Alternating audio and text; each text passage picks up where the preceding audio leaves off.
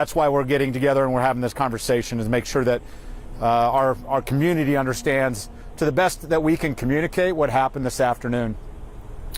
So here's what we know, and the investigation's ongoing. And the first thing I'll say is there's no ongoing threat to the community at this point, and specifically this neighborhood. I always like to let people know that there is no ongoing threat. But what we had is a call for service shortly after about 12:30 this afternoon, and the report was of a male individual who had a shotgun walking down the street, wielding the shotgun, walking in and out of traffic, trying to stop traffic, pointing the shotgun at individuals. We had as many as 7 or 8 different calls from citizens, essentially victims of a crime.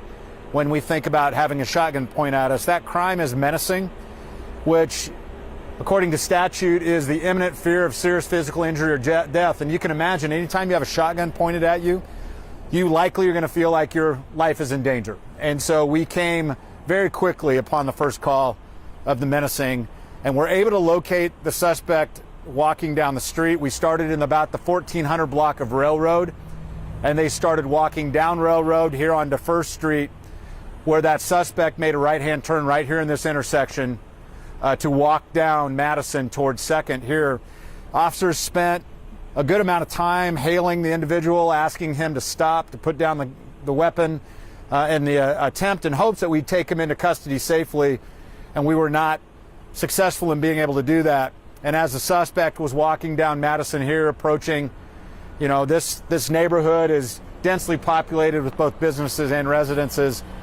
The corner of 2nd and Madison was an area that we did not feel like the suspect should be able to continue in his menacing behavior. We had an officer confront the suspect at 2nd and Madison and again order him to stop and drop his weapon. That individual, our suspect, then proceeded in some behavior then that resulted in the use of deadly force by an officer at that intersection. The suspect was shot. I do not know how many times the suspect was shot. The suspect was not rendered unconscious and still had the shotgun. Officers had to work really, really hard with the cover of a shield to approach the suspect, to be able to de-arm the suspect so that we could render first aid. And then very shortly after that, EMS was called in to be able to render the real first aid that we would like to be able to get to a suspect when they're the victim of a shooting. That suspect has been transported to a local area hospital, is undergoing surgery. My understanding is he's in surgery now. We don't believe the injuries to be life-threatening at this point, and we have turned the scene over to the Interagency Deadly Force Investigation Team, led by our District Attorney's Office. That is an investigative team made up of jurisdictions from all over the area. Our independent police auditor has been called. They have seen the scene. We have briefed them on what happened.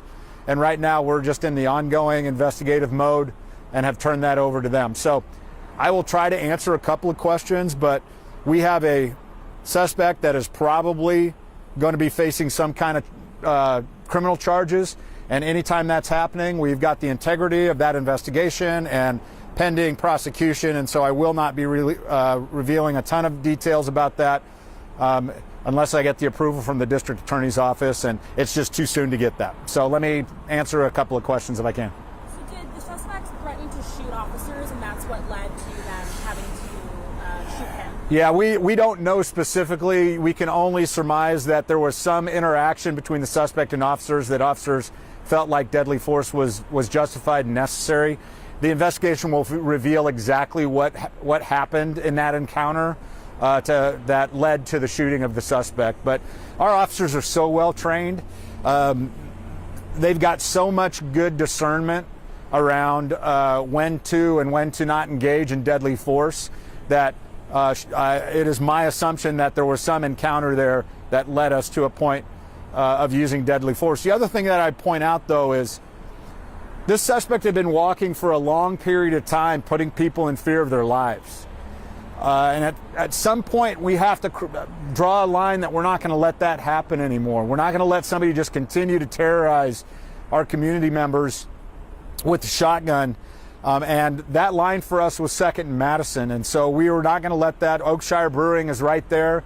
Very busy busy place. So I think it likely is a culmination of a lot of different things that happened at that corner. But the investigation will reveal the details, and I'm confident that our officers acted appropriately.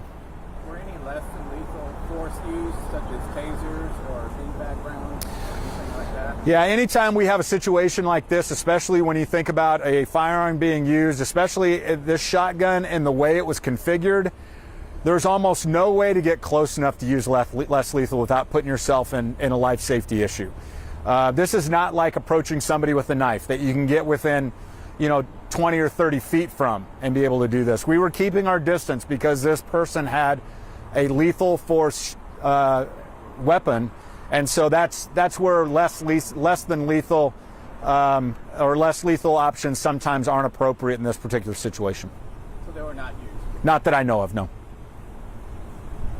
As far as you know, did the suspect fire at any point? Not that I know of at this point, but the investigation will let us know whether or not the suspect fired at any point during the time that he was walking down the street. Any other questions? In terms of the person in traffic, so just to clarify, the man was not only on the sidewalk, he was in the roadway. Can you clarify more? He was obstructing traffic? Yeah. What's known about that? Yeah, no, what I do know is just from the call details, it sounds like it was sidewalk, in traffic, trying to stop traffic, pointing his weapon at people that were in cars, on the sidewalk. Like I said, we had multiple victims call us, as many as seven or eight people calling 911 to report having a shotgun pointed at them. So it was a variety of both, I think, pedestrians and vehicles, is based on the call log. But again, the investigation will reveal all those details, but that's what we know right now. Does your department have any call history with this person? Yeah, Lauren, I don't know yet. I don't know. I know that we've identified the suspect. I'm certainly not going to reveal that now, and we'll be doing the background on our suspect as we do the investigation as to whether or not we've had any prior contact or calls with him. Can you share any demographics on him? How old is he? As far as we know, white male, about 40 years of age is about all I know about the suspect right now. So again, we'll get better details once we're able to do the investigation. We've got him, like I said, we've got him identified. And if we've had other encounters with him, we'll have those well documented, and that'll be a part of the totality of the investigation. Can you clarify where this occurred? You mentioned second in Madison, but as like a preventing him from getting the second in Madison? Well, the our officer that fired shots was firing the shots from the cover of his vehicle, which was parked in the intersection of Second and Madison, and so the shooting actually happened. This gray building with the blue trim on top. The shooting actually happened right in front of that, so it was very close to that intersection. But that's where that went. That's where that happened. Were any homes or businesses evacuated by police during this time? Not that I know of. No, not that I know of. Is it known that it was a single officer that fired their weapon? We've got a single officer that has been taken to the police department and is the subject of the investigation. And as you know, when we use EPD, it's a criminal investigation. It's a homicide. Well, it's not a homicide in this case because the individual hasn't died, but it is a shooting. It could have been a deadly shooting.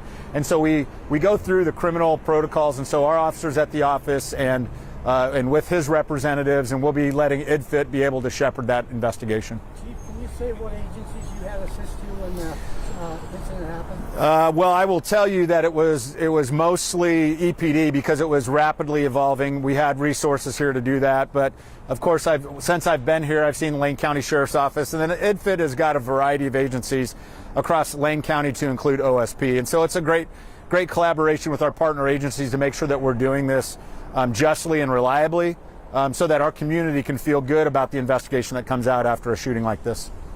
Chief Skinner, I apologize if this is already said. I arrived a few minutes late.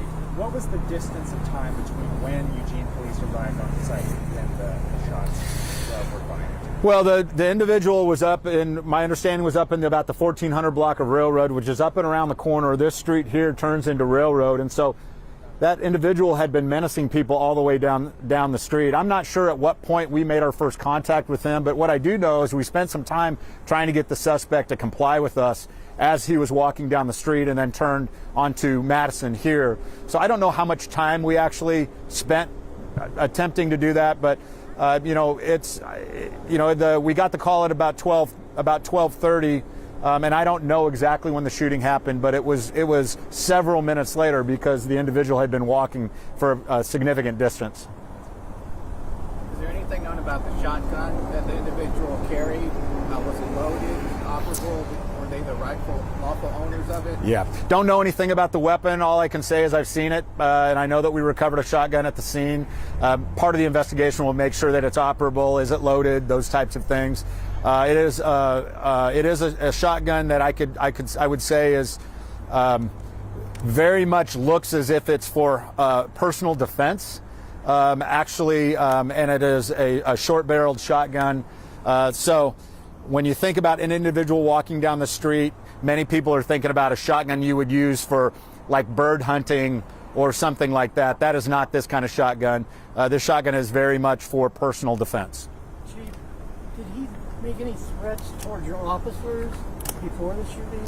And did he continue to be aggressive towards your officers? I don't know if he made any threats towards the officers. Again, we'll find that out. We've got a ton of good video. We should have body cam video, potentially in-car video. Builders Electric, which is just down the street, has fantastic video on their building, which we think will be part of the evidence that we have. And so I think we'll have a really, really clear picture of what happened leading right up to the shooting. And so we'll have to just wait and see what we find. Were officers able to block traffic during the incident?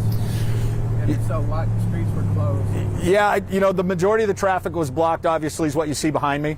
What I don't know is while the individual is walking down Railroad onto First, to what extent we were able to block traffic as we were trying to engage this individual. Knowing this police department, I'm sure they did everything they could to make sure that they were standing between the suspect and any innocent bystanders. That's part of what our job is.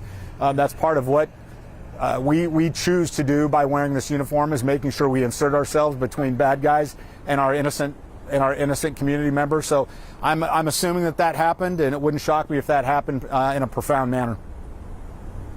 All right, that's good, guys. Thank you very much. Thank you, I'm going to send this footage out to you.